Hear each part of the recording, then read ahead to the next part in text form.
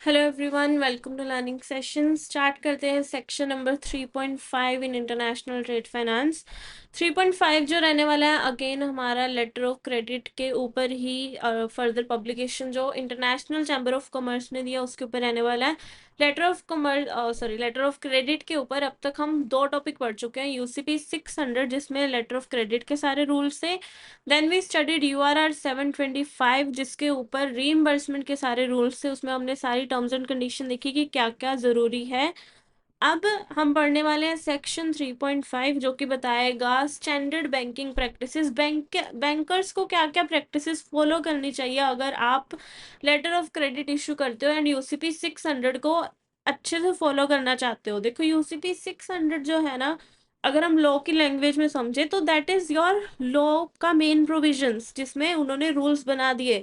Law में भी दो पार्ट होते हैं आपके पास, सबसे पहले लॉ होता है देन उसके रूल्स होते हैं, मतलब कि लॉ को अप्लाई करने में क्या क्या रूल्स आने वाले हैं। तो इसी तरह यूसीपी 600 को अप्लाई करने के लिए गाइडेंस कौन दे रहा है?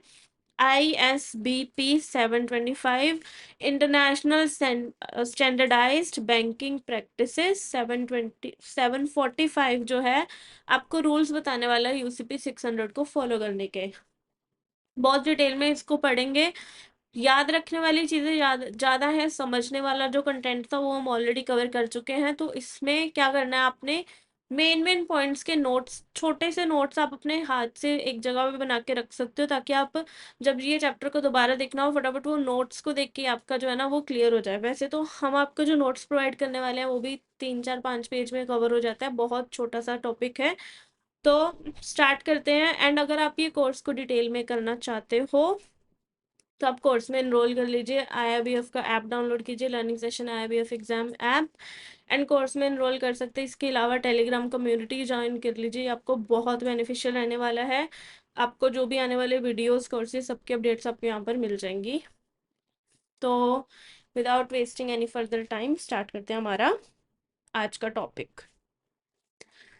Section 3.5 international standard banking practices की स्टैंडर्ड प्रैक्टिसेस बैंक को क्या फॉलो करनी चाहिए। देखो ये बैंकर्स आपके लिए ये मेन बहुत इंपॉर्टेंट चीज़ होगी ना कि आपको बता रहा है कि आपने क्या करना है कल को।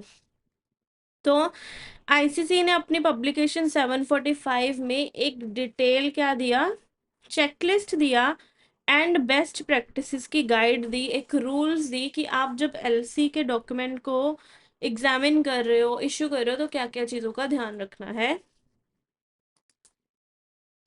ISBP 745 UCP 600 को सपोर्ट कर रहा है, उसके रूल्स को बदल नहीं रहा है, उसको किस तरह से फॉलो करना है ये बता रहे हैं। ओके, तो ISBP 745 की फुल फॉर्म तो हमने देख ली है जो कि बताता है एग्जामिनेशन ऑफ डॉक्यूमेंट कैसे करनी है अंडर UCP 600। इशू किया गया था ये 2002 में, फिर इसको अपडेट किया 2007 में, and then the latest update जो इसमें आया दैट वाज इन 2013। पर्पस क्या है? Uniform guidance. ये तो हमारा आईसीसी का मेन एक मिशन स्टेटमेंट है कि हमने यूनिफॉर्मिटी एंड स्टैंडर्डाइजेशन लानी है, राइट। तो यूनिफॉर्म गाइडेंस इसमें किस चीज़ में हम प्रोवाइड कर रहे हैं कि हाउ टू स्क्रूटनाइज करना मतलब चेक करना डिटेल में each type of document by called for by an LC, मतलब एक एलसी के अंदर जो जो डॉक्यूमेंट आपने मंगवाए हैं, जो जो डॉक्यूमेंट रिक्वायर्ड होंगे, उस सारे डॉक्यूमेंट को, हर टाइप के डॉक्यूमेंट को किस तरह से स्क्रूटनाइज करना है, क्या क्या चीज़ें चेक करनी है, ये आपको हेल्प कौन करेगा? ISBP 745। तो मेरी पर्सनल सजेशन यही होगी कि अगर आप कल को इस चीज़ में डील भी करते हैं then you must refer to it, specially if you are new. तो आपको बहुत ज़्यादा मदद मिलेगी ये पब्लिकेशन को पढ़ने से डिटेल में।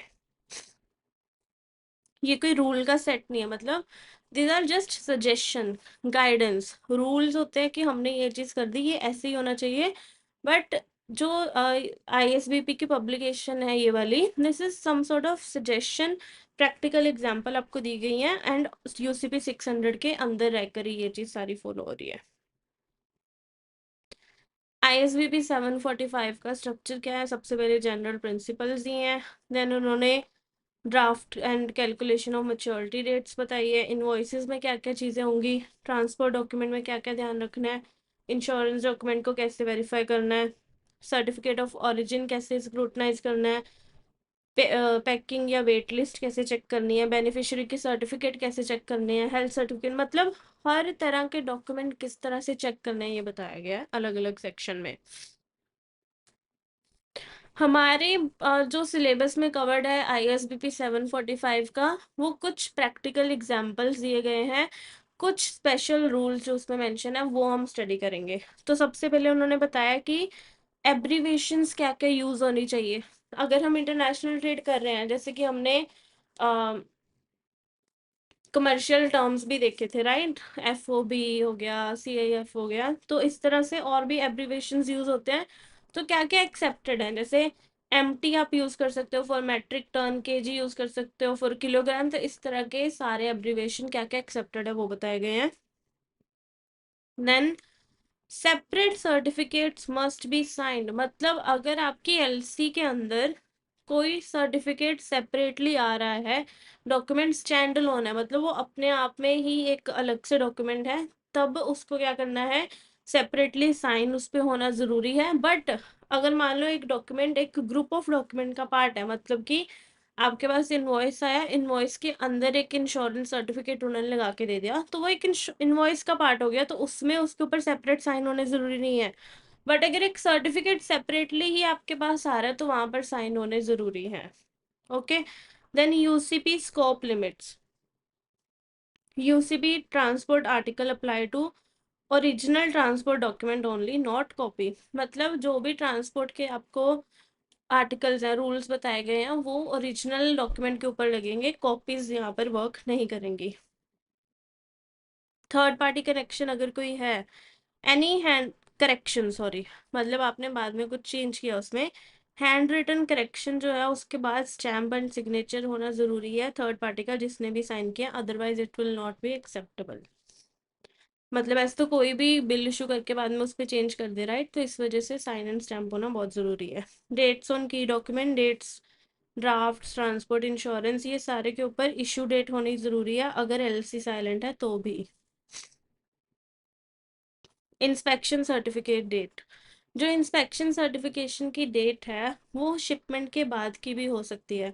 अब नॉर्मली आप सोचोगे कि जो गुड्स हैं वो शिप होने के बाद कैसे उसके ऊपर इंस्पेक्शन आप कर सकते हो, राइट, तो ये एक ग्रे एरिया जो है उस चीज़ को कवर किया गया कि आपकी शिपमेंट के बाद की भी इंस्पेक्शन सर्टिफिकेशन की डेट हो सकती है। इट मीन्स कि सर्टिफिकेट साइन उस दिन हुआ है, वेरीफाई तो शिपमेंट से पहले ही होगा या ड्यूरिंग शिपमेंट गुड्स वेरीफाई किए गए होंगे, तो ये चीज़ ध्यान रखनी है दैट दिस इज एक्सेप्टेबल।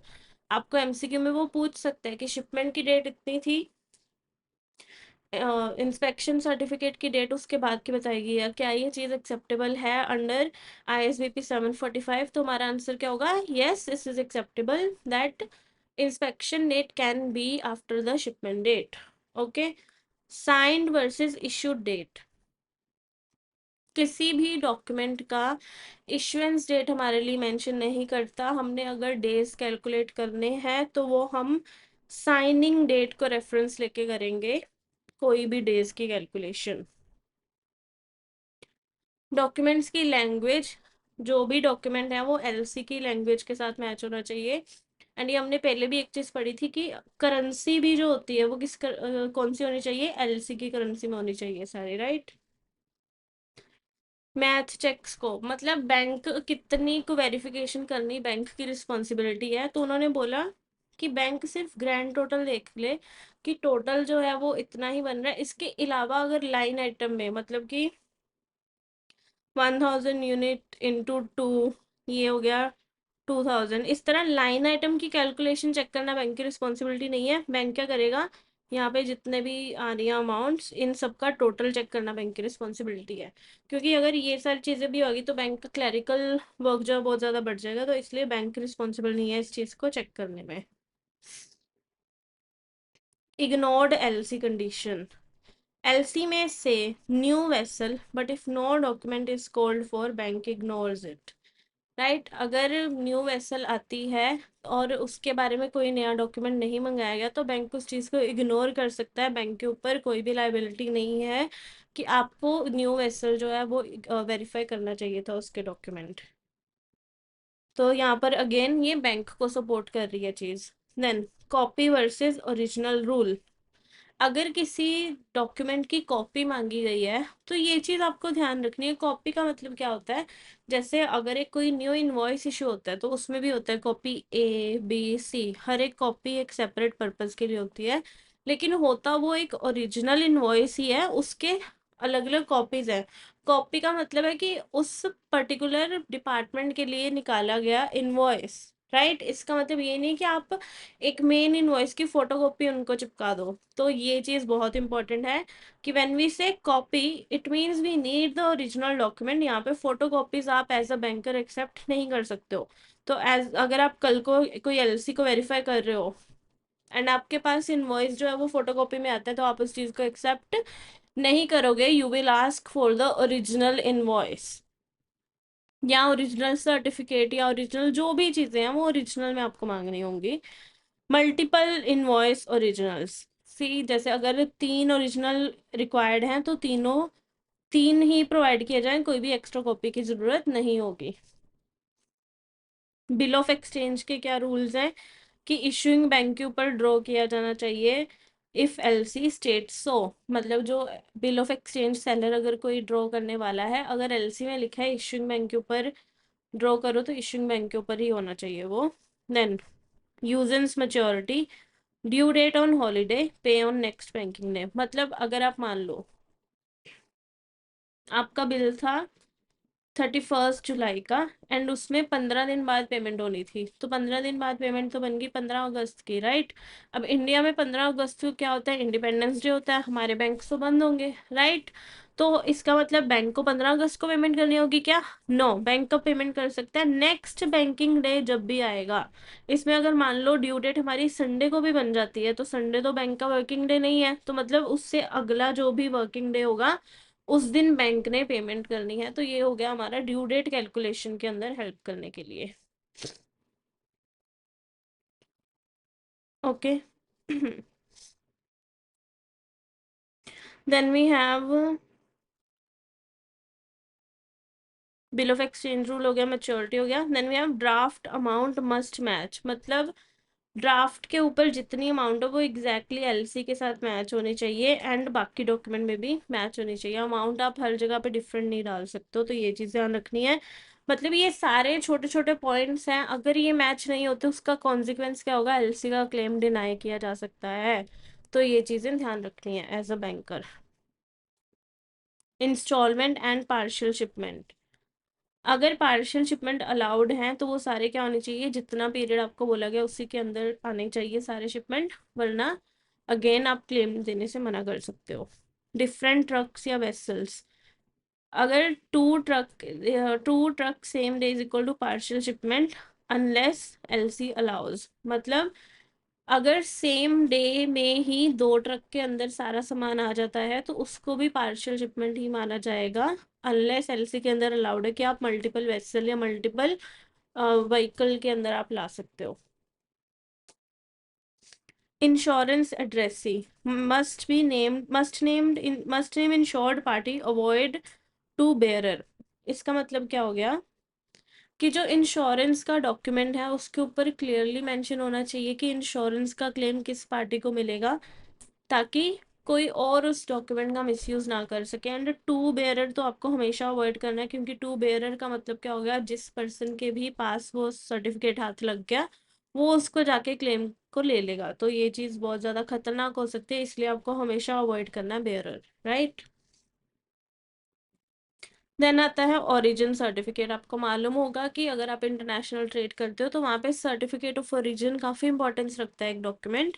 तो सर्टिफिकेट ऑफ ओरिजिन किसी भी अथॉरिटी का हो सकता है अनलेस आपने एलसी में लिख दिया कि मुझे इस पर्टिकुलर अथॉरिटी का चाहिए, तो सिर्फ वही वाला मांगना है। अगर कुछ नहीं लिखा तो कोई भी चलेगा, अगर मेंशन कर दिया तो वही चाहिए। मतलब आपको एलसी को बहुत ध्यान से पढ़ना होगा।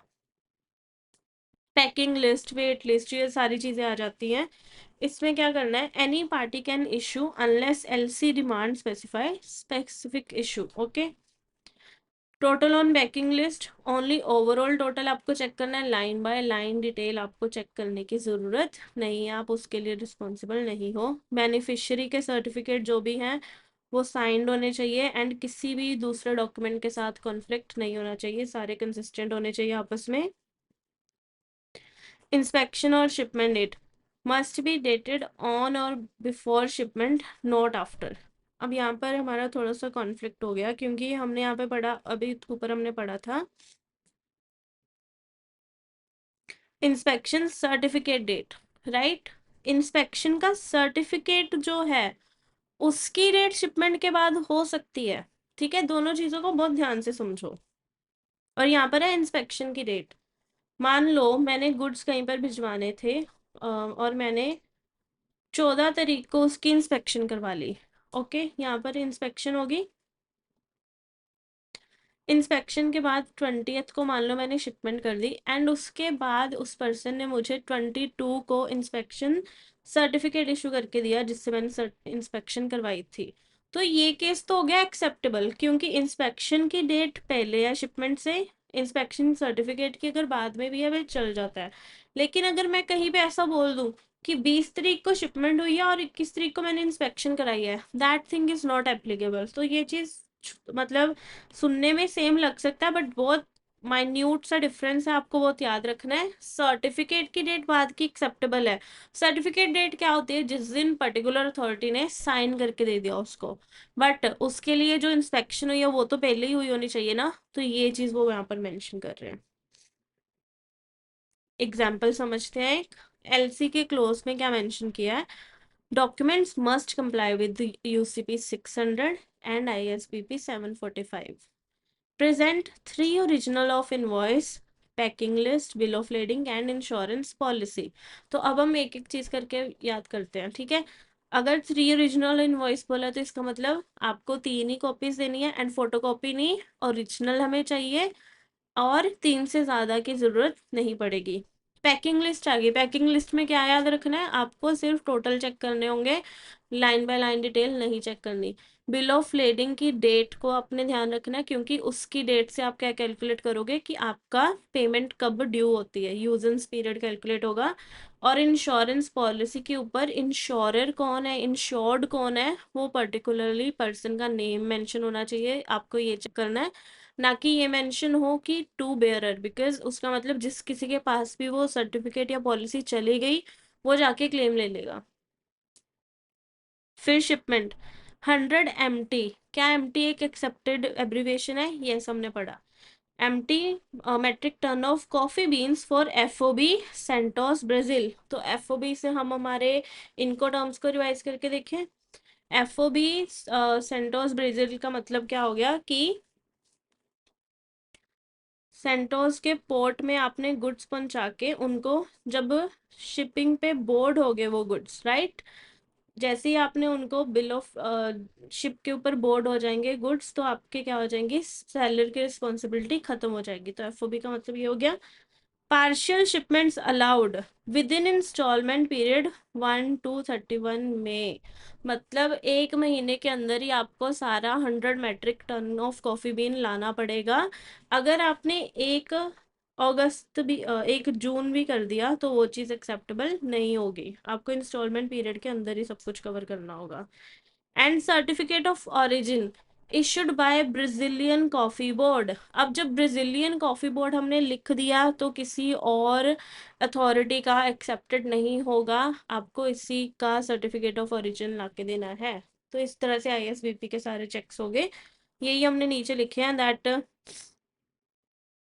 3 original signed in English, bill of lending original होना चाहिए, ऑन डेक नहीं होना चाहिए, राइट। इंश्योरेंस पॉलिसी में बेनिफिशियर का नाम मेंशन होना चाहिए एंड वैल्यू कितनी होनी चाहिए, 100% ऑफ द CIF वैल्यू। ये वैल्यू हमने कहाँ पे पढ़ी थी, UCP 600 के अंदर हमने ये वैल्यू पढ़ी थी। पैकिंग लिस्ट में वेट्स होने चाहिए, कोई भी आपको कार्टून वाइज रिकैलकुलेशन करने की नीड नहीं है। एंड सर्टिफिकेट ऑफ ओरिजिन भी जिस पार्टी का मांगा है, जिस अथॉरिटी का मांगा है उसका ही आपको प्रोवाइड करना होगा। सो बेस्ट प्रैक्टिस चेकलिस्ट आपको दे दी UCP 600 के लिए, यहाँ पर always cross check each document against UCP 600 and ISBP 745। Use the 23 की practices for quick reference. And अगर कोई चीज़ ऐसी आ जाती है जो आपके अभी ऊपर वाली डिटेल में नहीं है, तो आप पूरी पब्लिकेशन में से डिटेल में पढ़ सकते हैं, ताकि आप अच्छे से एलसी के डॉक्यूमेंट को प्रोसेस कर पाएँ। एंड काफ़ी इंटरेस्टिंग टॉपिक था ये, प्रैक्टिकल है ये सब, मतलब इससे ज़्यादा प्रैक्टिकल कोई चीज़ आप नहीं पढ़ सकते हो, जो आपको एक्चुअली में ये सारी चीज़ें, आप जब जाके बैंक में काम करने वाले हो इन चीज़ों में, ये सारी चीज़ें आपको प्रैक्टिकली चेक करनी होगी। तो बहुत अच्छा सेशन है ये, आई वुड से। एंड आपके लिए बहुत काम का रहने वाला है आपके करियर में। तो प्लीज़ मुझे बताइएगा कि आपको भी एक्चुअली में कभी लगा है कि ये सारी चीज़ें आपने डॉक्यूमेंट एक्चुअली चेक किए हैं या आप चेक करते हो। एंड इसी इसी तरह हम इंटरेस्टिंग टॉपिक पढ़ेंगे। So see you in other lectures. Bye bye, thank you for your time.